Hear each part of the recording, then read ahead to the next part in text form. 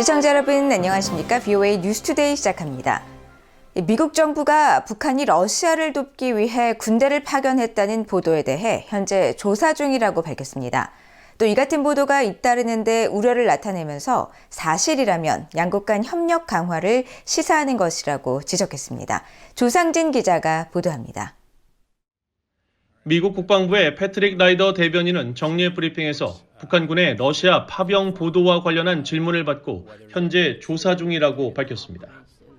라이더 대변인은 이어 지금 당장 확인할 수는 없다면서도 사실일 경우 양국 간 협력 강화를 시사하는 것이라고 지적했습니다. Definitely seen the reporting and the comments about potential DPRK forces, going to Russia or going to Ukraine. I can tell you right now, we're looking into those. We can't confirm or corroborate those reports. If true, that would demonstrate an increase in the cooperation between Russia and North Korea. 라이더 대변인은 또 북한군이 파병됐다면 그것은 러시아가 전장에서 병력 수급 측면에서 절박한 상황에 놓여 있음을 보여주는 것이라고 지적했습니다. As you've heard us recently say, the casualties that Russia is experiencing on the front lines are extremely significant, upwards of 600,000 killed or wounded. And so it just demonstrates the desperation in terms of identifying additional forces for their military. But it's something that we'll continue to keep a close eye on. 백악관도 우려의 입장을 밝혔습니다. 션 세벳 백악관 국가안보회의 NSC 대변인은 VOA의 관련 논평 요청에 사실이라면 북한과 러시아 간의 방위 관계가 크게 강화될 것이라면서 이러한 움직임은 우크라이나에 대한 잔인한 전쟁에서 계속 상당한 사상자를 내고 있는 러시아의 새로운 차원의 절박함을 보여주는 것이라고 지적했습니다. 국무부도 이날 VOA의 관련 질문에 북한과 러시아의 군사협력 강화 추세를 지적했습니다. 국무부 대변인은 불법 무기 이전 등 러시아와 북한 간 협력 심화는 한반도의 평화와 안정 및 국제 비확산 체제 유지, 러시아의 잔인한 침략 전쟁에 맞서 자유와 독립을 수호하는 우크라이나 국민을 지원하는 데 관심이 있는 사람이라면 누구나 크게 우려해야 할 것이라고 밝혔습니다. 러시아는 최근 몇 달 동안 우크라이나와의 전쟁에서 하루 평균 1,200명 이상의 사상자를 내고 있는 가운데 우크라이나 동부 영토를 확보하고 쿠르크스 지역을 탈환하기 위해 필사적으로 병력을 동원하고 있는 것으로 알려졌습니다. 볼로디미르 젤렌스키 우크라이나 대통령도 16일 우크라이나 의회 연설에서 북한이 러시아에 무기뿐 아니라 병력을 공급하는 사실을 정보기관을 통해 확인했다고 밝혔습니다. 또 17일에는 벨기에 브뤼셀에서 열린 유럽연합 정상회의 참석 뒤 기자회견에서 지상군과 기술자 등 여러 분야 인력을 합해 북한이 러시아 편에서 우크라이나와 맞설 10,000명가량의 병력을 준비하고 있다고 주장했습니다. VOA 뉴스 조상진입니다. 북한이 한국을 철저한 적대 국가로 규정한 내용을 법제화한 것은 한국에 대한 적대 관계를 제도화하고 북한 주민들에게도 분단을 공고히 하려는 목적이라고 미국의 전문가들이 분석했습니다. 또 북한 정권의 생존을 위해 스스로 고립을 선택하는 보호장치라는 분석과 함께 남북 관계는 경색될 수 있지만 미북 관계는 별개일 수 있다는 분석도 나왔습니다. 조은정 기자가 보도합니다. 시드니 사일러 전 미국 국가정보위원회 북한 담당 국가정보 분석관은 17일 VOA와 영상통화에서 북한의 적대적 두 국가론을 법제화한 것은 대내외적 목적이 있다고 말했습니다. 한국에 대한 도발 등 군사 행동의 토대 마련과 북한 주민들의 통일에 대한 기대나 한국 문화에 매료되는 것을 차단하려는 것이라고 분석했습니다. One, that somehow Pyongyang may be laying the groundwork for some type of provocation or military action directed against South Korea surrounding, in particular, boundary disputes. Or two, simply, it's an internal campaign that's seeking to discourage, particularly the younger generation, or anybody else who would have hopes or desires for an improvement of inter-Korean relations.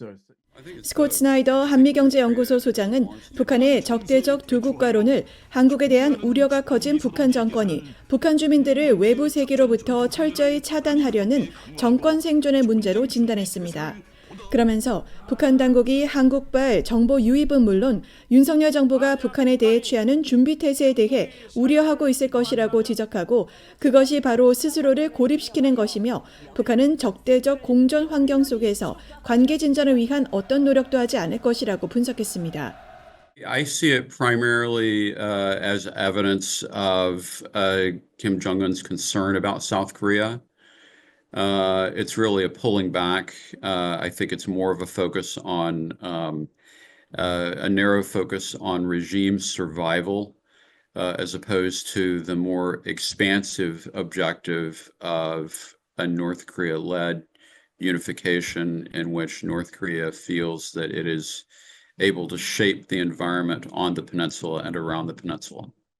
북한의 적대적 두 국가로는 앞으로 외교적 공간이 더 좁아질 것이라는 전망과 함께 한국과 미국에 대해 각각 별개로 적용될 수 있다는 분석도 나옵니다. The United States is, trying to move in lockstep with South Korea, and because they're moving in a similar direction, I think there would be a coordinated response just from the U.S. and South Korea on any kind of North Korea provocation. But again, that means that we have a shrinking diplomatic space between North Korea and other parties. I don't know that it does anything one way or the other with respect to any potential for U.S.-North Korea talks. I think that's on a parallel and separate track. If the North Koreans at some point become interested in having a conversation with the United States, I don't think the existence of this two hostile states idea is going to affect that conversation one way or the other. VOA 뉴스 조은정입니다. 김영호 한국통일부 장관이 한반도의 통일은 도덕적 의무의 관점에서 접근해야 하며 북한에도 느리지만 시장화와 정보화 변화가 일고 있다고 말했습니다. 김 장관이 17일 워싱턴 DC의 조지 워싱턴대에서 열린 특별 강연에서 북한이 지난해 말부터 남북관계를 적대적 두 국가 관계로 규정하는 동시에 핵과 미사일 능력을 고도화하며 군사적 위협을 고조시키고 있다고 지적했습니다. 특히 러시아와 북한의 군사협력 심화는 동북아를 넘어 세계 평화와 안정에 위협이 되고 있다고 지적하고 동시에 북한 사회 내부에서도 시장화와 정보화가 진행되고 있으며 부패도 만연하면서 느리지만 돌이킬 수 없는 변화가 일어나고 있다고 말했습니다. 김 장관은 이어 통일의 궁극적인 목표는 한반도에 살고 있는 개개인 모두가 자유와 인권과 번영을 누리는 것이라며 통일의 목표를 달성하기 위해선 북한 주민들의 인권 증진이 가장 중요한 어젠다의 하나가 돼야 한다고 말했습니다. 이어 북한의 열악한 인권 상황을 고려했을 때 한반도 통일은 한국 국민이나 국제사회가 도덕적 의무의 관점에서 접근해야 한다고 강조했습니다. 일본의 이시바 시게루 신임 총리가 납북 피해 가족들을 만나 문제 해결의 시급성과 북한과의 대화 필요성을 강조했다고 교도통신 등 일본 언론들이 보도했습니다. 일본 언론 보도에 따르면 이시바 총리는 17일 총리 관저에서 납북 피해 가족들을 만나 납치 사건은 국가 주권 침해라면서 가장 효과적인 수단을 강구하겠다고 밝혔으며 북한과 정상 간에 대국적인 판단을 갖고 서로의 생각을 솔직하게 이야기하는 것은 매우 중요하다고 말했습니다. 면담 자리에서 납북 피해의 상징인 요코다 메구미 씨의 어머니인 요코타 사케 씨는 딸이 돌아올 때까지 포기하지 않을 것이라고 말하고 북일 정상회담의 조기 실현을 요청한 것으로 전해졌습니다.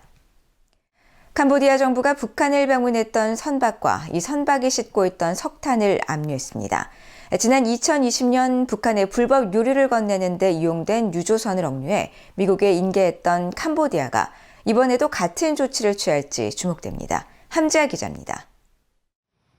캄보디아 정부가 이번에 압류한 선박은 팔라우 선적의 CC9호입니다. 캄보디아 법무부가 최근 공개한 법원 문건에 따르면 캄보디아 금융정보국은 지난 5월 26일 CC9호와 이 선박에 실린 북한산 석탄 4,800톤을 동결 조치했습니다. 이번 압류는 캄보디아 해양경찰과 금융정보국의 조사 내용을 법무부 장관이 검토한 뒤 승인하는 방식으로 이뤄졌습니다. 법원 문건은 또 이번 압류 조치가 지난 2020년 대량 살상무기 확산에 관한 법규에 따라 이뤄졌다고 명시했습니다. 유엔 안보리는 결의 2371호를 통해 북한산 석탄 거래를 금지하고 있고 결의 2270호는 북한으로 향하거나 북한에서 출발한 화물에 대해 의무적으로 검색할 것을 명령하고 있어 캄보디아 정부가 이 같은 규정을 모두 지킨 것으로 보입니다. 남아프리카 공화국 해군 대령 출신으로 유엔 안보리 대북제재위원회 전문가 패널을 역임했던 닐 와츠 전 위원은 북한이 유엔 안보리 결의를 위반한 사실이 또다시 드러났다고 지적했습니다.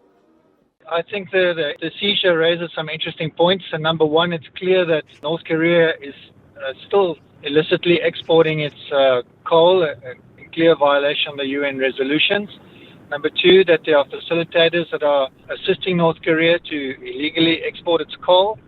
And number three, it's a good news that some action is being taken in terms of the seizure against those that seek to circumvent the sanctions. 앞서 BOA는 지난 4월 말 CC9호가 북한에서 수상한 항적을 보였다고 전한 바 있습니다. 당시 이 선박은 4월 26일 타이완 해역을 출항해 같은 달 29일 오후 1시경 황해남도 장산곳에서 북서쪽으로 약 24km 떨어진 지점에 도달한 뒤 지도상에서 사라졌습니다. 이후 잠깐씩 모습을 드러내던 CC9호는 5월 7일 북한 서해 석도 인근 해상에 나타나 약 사흘을 머문 뒤 10일 북한 해역을 떠났습니다. 당시 BOA는 이 같은 수상한 항적을 근거로 CC9호가 선박자동 식별장치 AIS를 끄고 북한 남포에 기항하거나 석도 인근 해상에서 불법 선박간 환적을 벌였을 가능성을 제기했습니다. 실제로 CC9호가 석도 인근에 머무는 기간인 5월 8일 석도 북쪽 해상에선 선박 3척이 선체를 맞댄 장면이 포착되기도 했습니다. CC9호는 북한 해상을 빠져나간 직후 다음 목적지를 태국 시라차항으로 보고했는데 실제로는 캄보디아로 향했고 이후 캄보디아 정부로부터 억류된 것으로 추정됩니다. 캄보디아는 북한의 오랜 우호국으로도 잘 알려져 있지만 최근 몇 년 사이 대북 제재 이행에 적극적이라는 평가를 받고 있습니다. 캄보디아는 특히 2020년 싱가포르 국적자 곽기성이 북한에 불법 유류를 건네는 데 이용한 유조선 커리저스호를 억류해 미국에 인계하기도 했습니다. 미국 법무부는 곽기성을 대북 제재 위반 혐의로 기소한 뒤 커리저스호에 대해선 민사소송을 제기해 미국 법원으로부터 최종 몰수 판결을 받았습니다. 따라서 이번에도 미국 정부가 캄보디아 정부로부터 CC9호를 넘겨받을지 주목됩니다. BOA 뉴스 함재합니다.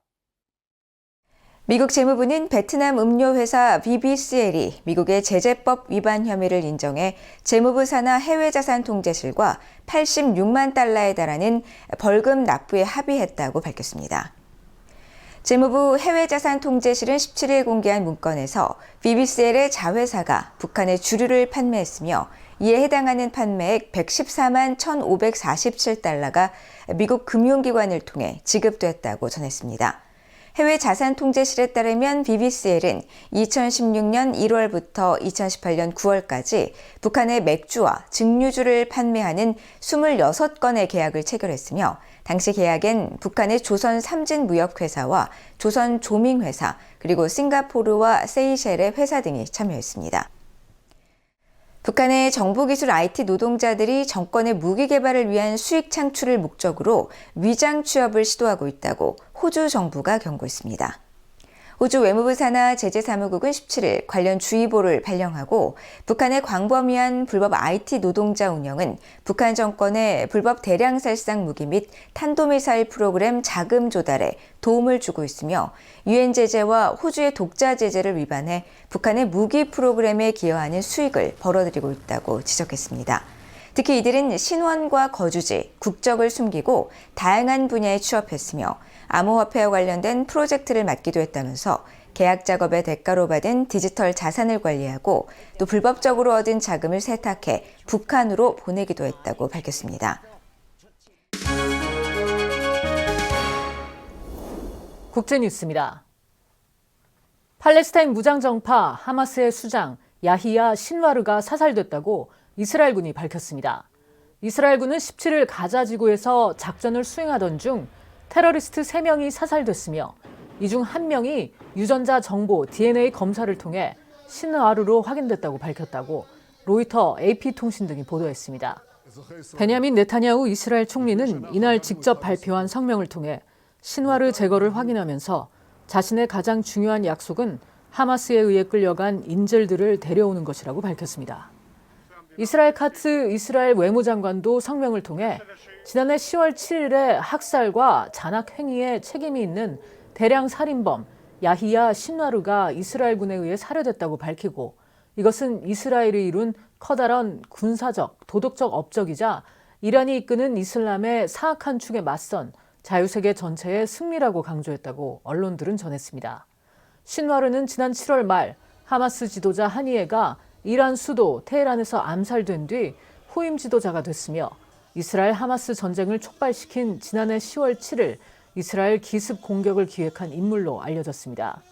이스라엘은 신와르를 제거 대상 1순위로 꼽아왔지만 전쟁 이후 행방이 묘연해 인지를 방패 삼아 가자 지구 지하 터널에 은신해 온 것으로 추정돼 왔고 공습 사망설도 돌았습니다.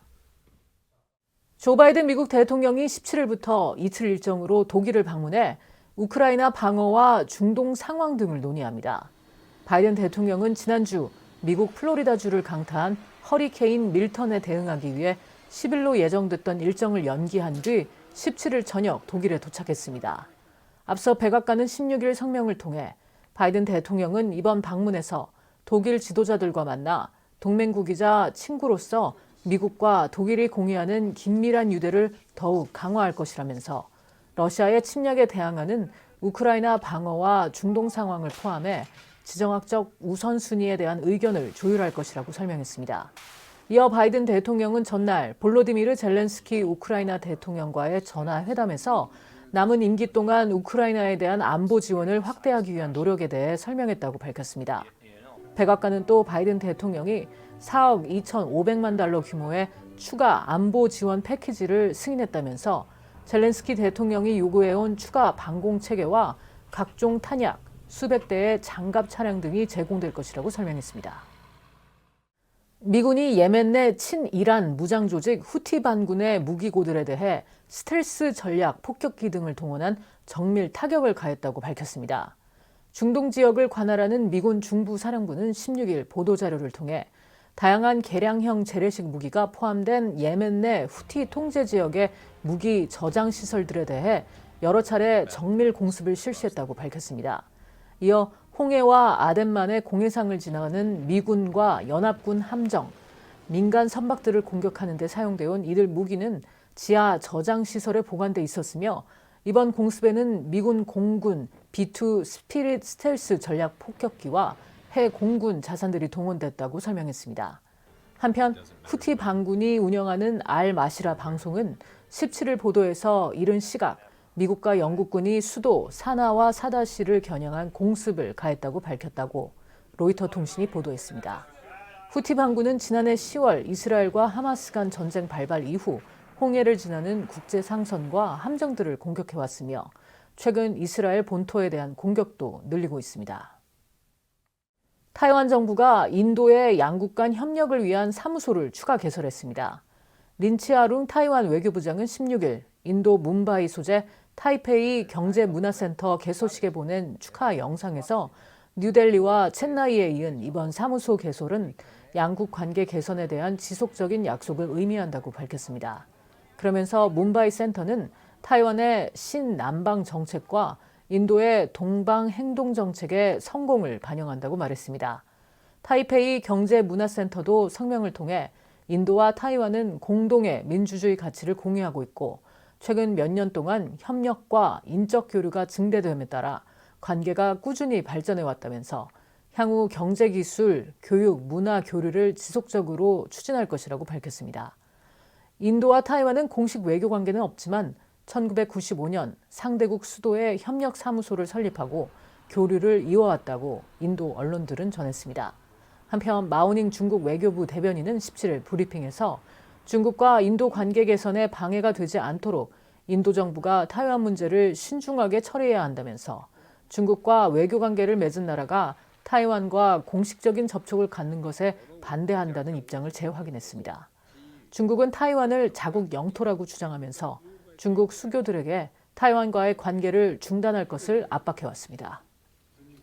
지금까지 국제뉴스였습니다. 이상으로 BOA 뉴스투데이를 모두 마칩니다. 시청해주신 여러분 고맙습니다.